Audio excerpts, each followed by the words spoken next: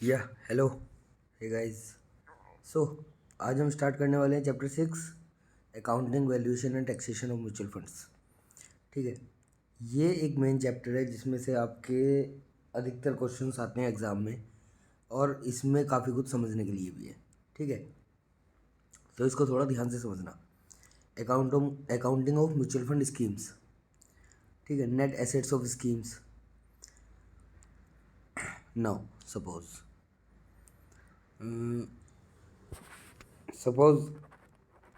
ABC एक mutual fund है। ठीक है, इसने रिलायंस लिया हुआ है, TCS, इन्फोसिस और ONGC। ठीक है, ONGC।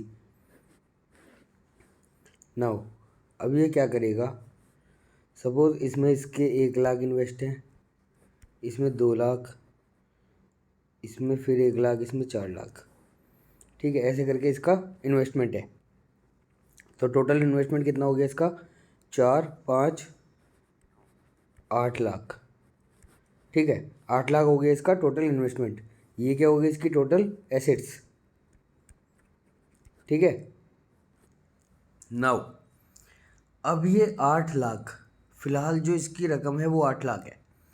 सपोज इसने जो इनको 8 लाख को डिवाइड किया, सपोज 8 लाख को डिवाइड किया इन्होंने 1 लाख यूनिट्स में। 8 लाख को 1 लाख यूनिट्स में इनको डिवाइड कर दिया, तो पर यूनिट कितना आ गया? 8 रुपये। ठीक है, अब 8 रुपये पर यूनिट आ गया। जो ये 8 रुपये पर यूनिट आया है, ठीक है, और इन्होंने क्या किया, 1 लाख यूनिट में बांट दिया ना। 1 लाख यूनिट में बांट दिया, पर यूनिट की वैल्यू क्या आ गई? 8 रुपीज़। ठीक है, ये क्या आ गई आपकी? NAV, net asset value. ठीक है, तो नेट एसेट वैल्यू क्या हो जाएगी आपकी? Is equal to all assets plus income minus expenses divided by number of units. ठीक है, divided by number of units. यहाँ इन्होंने एग्जांपल दिया हुआ है, यूनिट कैपिटल 20 करोड़ यूनिट्स हैं, 10 रुपये की है, तो ये क्या आ गया? 200 करोड़। 200 करोड़ की यूनिट हो गई। प्रॉफिट क्या हुआ उनका? 8 करोड़। प्रॉफिट किस किस से हुआ? इंटरेस्ट से, जो उन्होंने डेट में इन्वेस्ट किया हुआ होगा। सपोज़ उन्होंने कुछ पैसा डेट में है तो वहाँ से इंटरेस्ट आया। इक्विटी में है, ठीक है, तो वहाँ से आया क्या आपका? डिविडेंड। इक्विटी और डिविडेंड जो रिसीव्ड हुआ, माइनस 4 करोड़ एक्सपेंसेस, जो उन्होंने फीस वगैरह, जो उन्होंने सैलरीज दिए हैं। ठीक है, जो उन्होंने सैलरीज दी हैं और उनके मतलब अलग से एक्सपेंसेस में, और डे टू डे एक्सपेंसेस। ठीक है, ब्रोकरेजेस, टैक्सेस, जो ये सब उन्होंने दिए हैं, ये सब चार्जेस वगैरह, ये एक्सपेंस माइनस एक्सपेंसेस पेएबल, जो एक्सपेंस होने वाले हैं इन फ्यूचर जो एक्सपेंस होने वाले हैं 1 करोड़, वो माइनस किए। ठीक है, देन उसके बाद capital appreciation on investment add की। Capital investment on appreciation held 10% of 140 crore. 140 crore का 10%। ठीक है, कैपिटल एप्रिसिएशन हुआ है। सपोज उन्होंने 140 करोड़ इक्विटी में इन्वेस्ट किया हुआ था। 140 करोड़ इक्विटी में इन्वेस्ट किया हुआ था। ठीक है ना, तो 140 करोड़ पे उन्होंने 10% एप्रिसिएशन लिया, जो कि 14 करोड़ होता है। ठीक है, unit holder fund in the scheme 217 total आ गया है यहाँ पे। ठीक है, 214 और 3 17। ठीक है, 217। Then expenses payable 1 crore. Now liabilities, assets market value of investment 140 crore plus 10% 154। ठीक है ना, यहाँ पे जो कैपिटल एप्रिसिएशन हुआ था 140 करोड़ का, मार्केट वैल्यू निकाली उसकी इन्वेस्टमेंट की। ठीक है, तो ये आ गई। उसके बाद बैंक डिपॉजिट 60 करोड़ मैंने बोला था ना, 200 करोड़ टोटल इन्वेस्टमेंट है, 140 इक्विटी में है और डिपॉजिट में कितना है 60 करोड़। रेस्ट से 60 करोड़ उसने बैंक डिपॉजिट में किया हुआ है, और जिसमें उसको 8 करोड़ इंटरेस्ट और डिविडेंड रिसीव्ड प्लस और माइनस 4 करोड़ एक्सपेंसेस पेड। तो टोटल उसकी स्कीम की एसेट्स की वैल्यू क्या आ गई उसकी 218 रुपये। ठीक है ना, आई थी बात समझ में। 218 रुपये उसकी टोटल एसेट्स की वैल्यू आ गई। देन उसके बाद इसको नंबर ऑफ यूनिट्स से अगर हम डिवाइड करेंगे तो आपकी आ जाएगी NAV। नंबर ऑफ यूनिट्स अगर इन्होंने आगे कहीं दे रखा है तो दिखाता हूँ। As it is evident from the table, net assets include from the originally invested the profit booked in the scheme as well as appreciation. ठीक है ना, नेट एसेट वैल्यू ये रही। नेट एसेट वैल्यू क्या हो गई 217 करोड़। ठीक है, 218 करोड़ वो जो था डिवाइडेड बाय 20 करोड़ यूनिट्स। ठीक है ना, ये दी हुई देखो इन्होंने यहाँ पे 20 करोड़ यूनिट्स। इसको अगर हम 20 से डिवाइड करेंगे तो हमारी NAV आ जाएगी, कैलकुलेट होगी। NAV क्या आ जाएगी हमारी 10.85।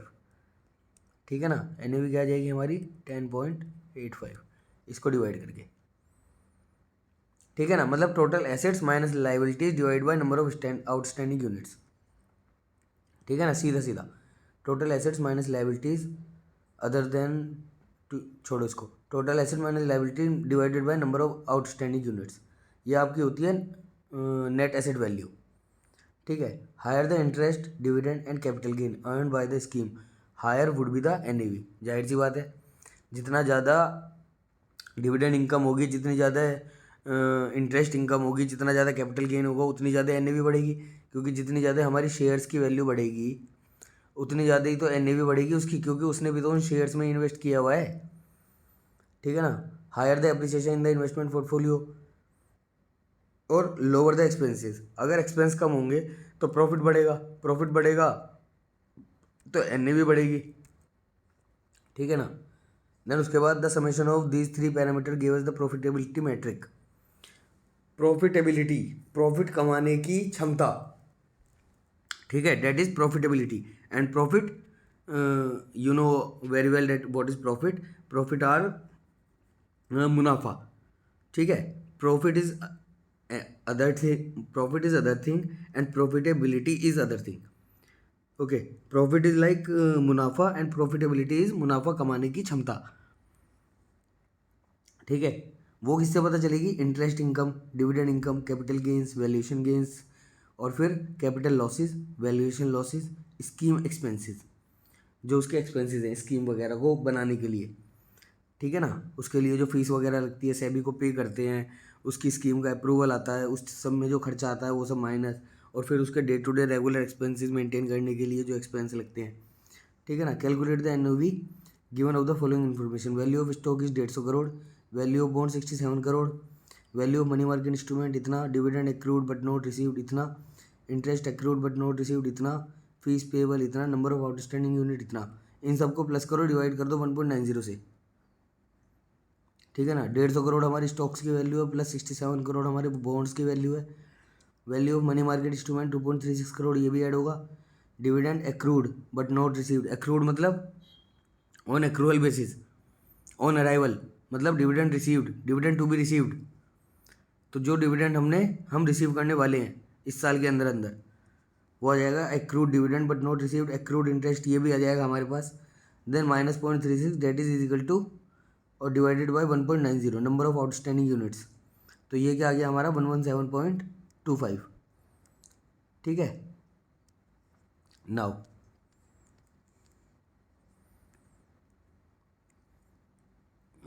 सेम यही है, दूसरा एग्जांपल ही सेम है। Mark to market. Mark to market क्या होता है, मार्क टू मार्केट होता है डेली बेसिस पे,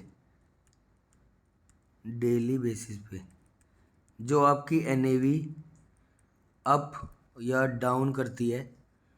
ठीक है, उसके बेस पे आपकी इन्वेस्टमेंट की वैल्यू अप या डाउन करती है, उसको बोलते हैं मार्क टू मार्केट। ठीक है, मार्क टू मार्केट M2M या तो प्रॉफिट या फिर लॉस। ठीक है, सपोज आपने किसी म्यूचुअल फंड में इन्वेस्ट किया जब उसकी यूनिट थी 24 रुपये। ठीक है, उन्होंने उस म्यूचुअल फंड ने इन्वेस्ट किया हुआ है रिलायंस, TCS, विप्रो। ठीक है, अगले दिन मार्केट गिर गई, इन सब की वैल्यू गिर गई शेयरों की। ठीक है, इस 24 रुपये की वैल्यू गिर के आ गई 22 रुपये। ठीक है, आपने मान के चलो 1000 रुपये, 1000 यूनिट, 1000 क्वांटिटी ली हुई थी 24 पे, तो आपकी इन्वेस्टमेंट क्या थी 24,000। ठीक है, 24,000 में -22 रह गई, 2000 रुपये का आपका लॉस दिखाएगा M2M। तो this is called M2M loss. ठीक है, सेम एज फॉर प्रॉफिट, अगर वो बढ़ जाएगी तो उसको प्रॉफिट में दिखा देगा। ठीक है ना, सेम है, पढ़ लेना, यही वैल्यू, यही चीज़ है। यूनिट कैपिटल 10, देन इसके बाद net asset value, net asset value इतनी, रिडीम्शन। ठीक है ना, यही होता है। Sale price, repurchase price and loads. Sale price क्या होता है, जब आप उसको सेल करते हो तो किस सेल प्राइस, मतलब सेल प्राइस क्या होता है, जो आपकी एंड में NAV कैलकुलेट होती है। ठीक है, आपकी जो NAV, जिस NAV पे आपका सेल होगा, सपोज आपको दिन में दिखा रहा है 24 रुपये, लेकिन उस 24 रुपये पे आप सेल नहीं कर पाओगे। सेल जो होगी वो शाम को एडजस्ट होती है, मे बी मार्केट बंद होने के बाद। ठीक है ना, मार्केट बंद होने के बाद मे बी आसपास 5 to 6। ठीक है ना, ये जो आर होते हैं, इन आर में मतलब वो एडजस्ट होती है, उसकी NAV कैलकुलेट होती है, और फिर उस कैलकुलेशन के हिसाब से, ठीक है, उस कैलकुलेशन के हिसाब से आपकी, हाँ, NAV डिसाइड होती है, और फिर उस NAV पे आपका सेल होता है। ठीक है, या फिर आप NAV लिमिट भी डाल सकते हो कि जब वो NAV हमारी आए तो हमारा सेल हो जाए। ठीक है ना। यार देखो, राइटिंग थोड़ी गंदी आ रही है ऐसी, कोई नहीं, पर समझ तो आ रहा है ना, बस।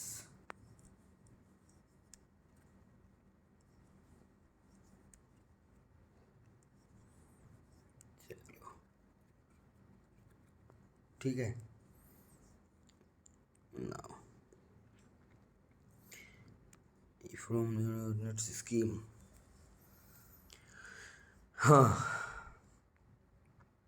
Schemes are permitted to keep the repurchase price lower than the NAV।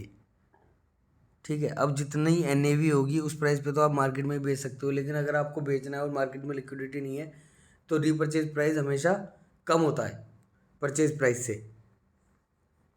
ठीक है ना, सुना होगा repo rate, repo repurchase rate जो RBI सेट करती है।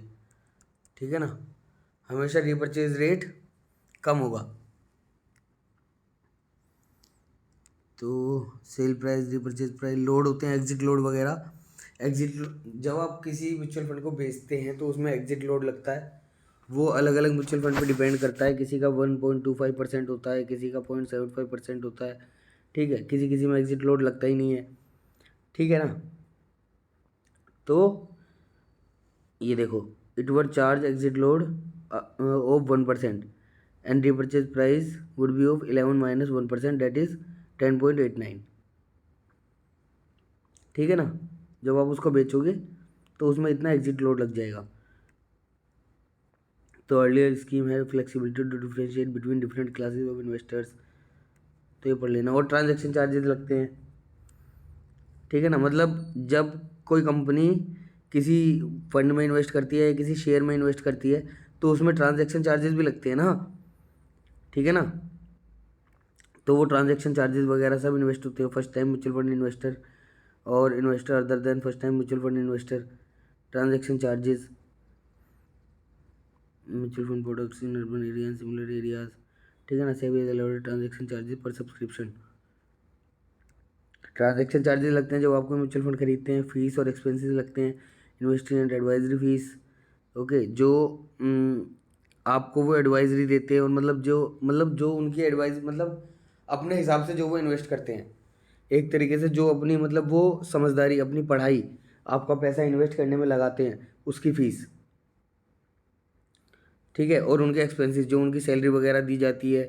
ठीक है ना, और आपका पैसा लगाया जाता है, मतलब जो भी एक्सपेंसेस है उनके, डे टू डे एक्सपेंसेस, आने जाने का खर्चा, कंपनी चलाने का, बिजली का, मतलब सब कुछ मिला मिलू के उसको बोलते हैं एक्सपेंसेस।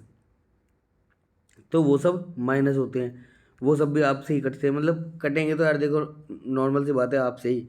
बस वो इंटरेस्ट रिटर्न कमाते हैं, उस रिटर्न से मतलब सब कुछ काट पीट के फिर आपको रिटर्न देते हैं। और फिर भी मतलब वो दे देते हैं यार, म्यूचुअल फंड 14 से 15% रिटर्न दे देते हैं, ठीक है ना। लेकिन वो कमाते कितना है, 25-30 अच्छी कंपनियों से भी, ठीक है ना। No,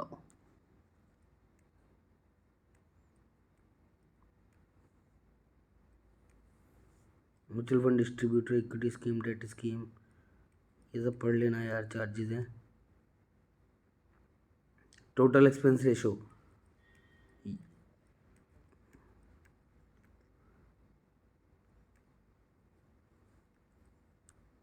dividend and distributive reserves, क्या यार बकवास है, ठीक है ना। देन आ जाते हैं हम वैल्यूएशंस पे, ठीक है। वैल्यूएशंस, वैल्यूएशन कैसे होती है, पोर्टफोलियो, पूरा पोर्टफोलियो किसको बोलते हैं, जितने भी मान लो आपने सब शेयर्स में इन्वेस्ट किया हुआ है, ठीक है, सब शेयर्स में इन्वेस्ट किया हुआ है। इसमें क्या लिखा है यार, सब शेयर्स की इन्वेस्टमेंट की उनकी वैल्यूएशन की जाती है कि इनका क्या फेयर प्राइस वैल्यू होना चाहिए, और क्या हमारे इन्वेस्टमेंट की फेयर वैल्यूएशन होनी चाहिए according to their fair price value. मतलब हर शेयर की फेयर वैल्यू कैलकुलेट की, उस फेयर वैल्यू के हिसाब से जो इन्वेस्टमेंट की हमारी वैल्यू आनी चाहिए टोटल, उस वैल्यू से हमारा जो पोर्टफोलियो है वो अंडर वैल्यूड है, ओवर वैल्यूड है, और मार्केट मतलब इस टाइम क्या है, उसको बोलते हैं वैल्यूएशन। देखो, a traded security shall be valued at last quoted closing price on the principal way it is traded. क्या लिखा हुआ है ये, पोर्टफोलियो से बनता है multiply closing price valuation of exposure in the portfolio rupees जितने security not traded on particular stock exchange, ठीक है ना। यही सब लिखा हुआ है यार।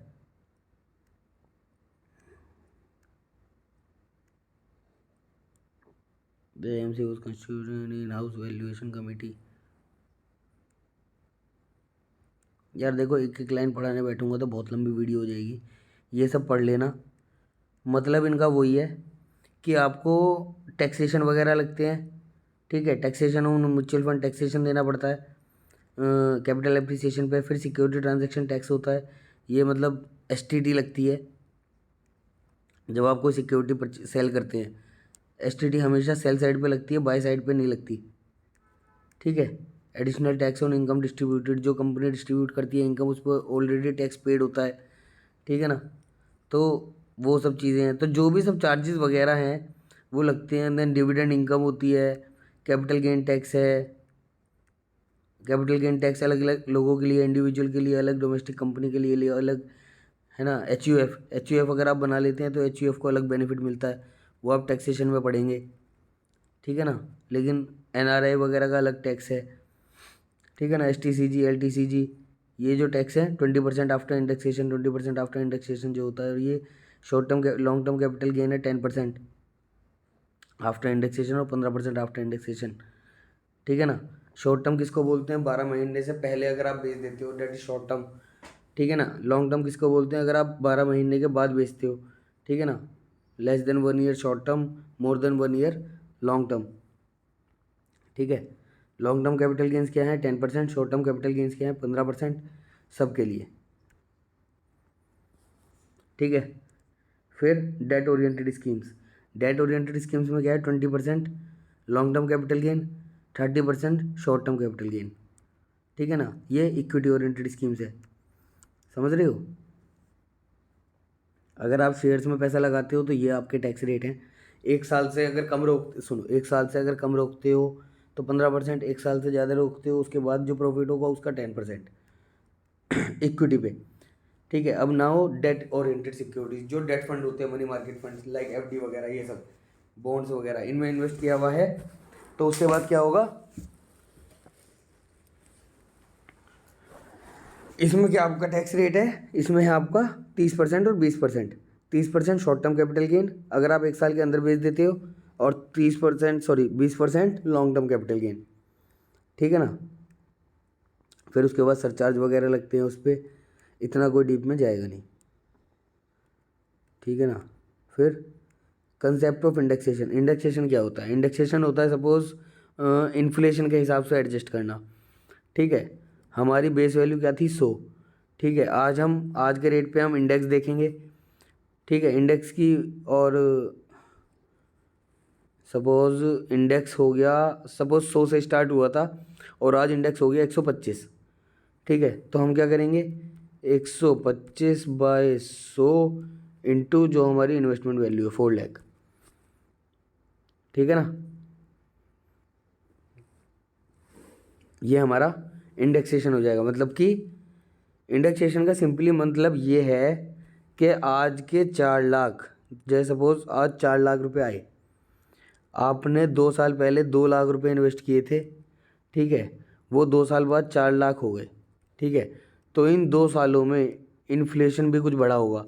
इन्फ्लेशन मतलब महंगाई, ठीक है। तो जो महंगाई बढ़ी होगी इन 2 सालों में, उस महंगाई को देखते हुए, उस महंगाई को एडजस्ट करते हुए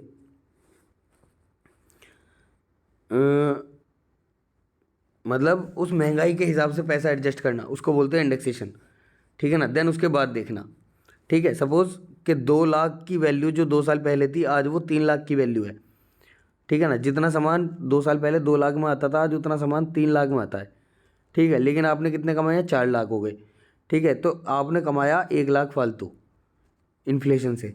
इन्फ्लेशन से जो 1 लाख फालतू कमाया है, इस पे टैक्स लगेगा, ठीक है ना। समझ आई बात? Indexation mean that the cost of acquisition adjusted upwards to reflect the impact of inflation, ठीक है ना। The government come out with an inflation index number. आप इंटरनेट पर सर्च कर लेना इन्फ्लेशन इंडेक्स, ठीक है। 2 तरीके के इन्फ्लेशन होते हैं, एक सीपीआई, एक डब्ल्यूपीआई। जो मेन होता है वो सीपीआई होता है, कंज्यूमर प्राइस इंडेक्स। ये होता है होलसेल प्राइस इंडेक्स। तो आप जब इन्फ्लेशन मेजर करोगे तो सीपीआई के बेस पे करोगे, और जो कोई भी करता है वो सीपीआई के बेस पे ही करता है, ठीक है ना। टीडीएस, टीडीएस करता है टैक्स डिडक्टेड एट सोर्स। जब कंपनी आपको डिविडेंड देती है, ठीक है, उस डिविडेंड पे आपको टैक्स देने की ज़रूरत नहीं है, वो डिविडेंड आपके लिए टैक्स फ्री है, ठीक है। क्यों? क्योंकि कंपनी ने आपको डिविडेंड देने से पहले उस पर टैक्स काट लिया था। That is tax deducted at source. जहाँ से चला है, जो उसकी सोर्स है, वहीं पे टैक्स कट के चला है वो चीज़। डेट इज योर टीडीएस, ठीक है ना। Setting of gains and losses under income tax act. Gains और लॉसेज को सेटअप करना भी तो समझाया है, टैक्स उसके हिसाब से, इन्फ्लेशन के हिसाब से वो टैक्स जोड़ती है, सेटिंग ऑफ करके गेन्स और लॉसेज, ठीक है ना। मतलब कि अगर आपका 20,000 का गेन हुआ है, ठीक है, 20,000 का गेन हुआ है आपका साल में, और 20,000 का ही लॉस हो गया आपका एक साल में, तो ये सेट ऑफ हो जाएगा इस लॉस से। तो आपको टैक्स देना पड़ेगा 0 रुपये, ठीक है ना। तो वो लॉस भी एडजस्ट होता है, ठीक है ना। Limitation on set of in case of mutual fund dividends. In case of mutual fund dividends, limitation on set of when the NAV goes down. हाँ हाँ, देखो यार, वो तो होता ही है। एक सेकंड रुको।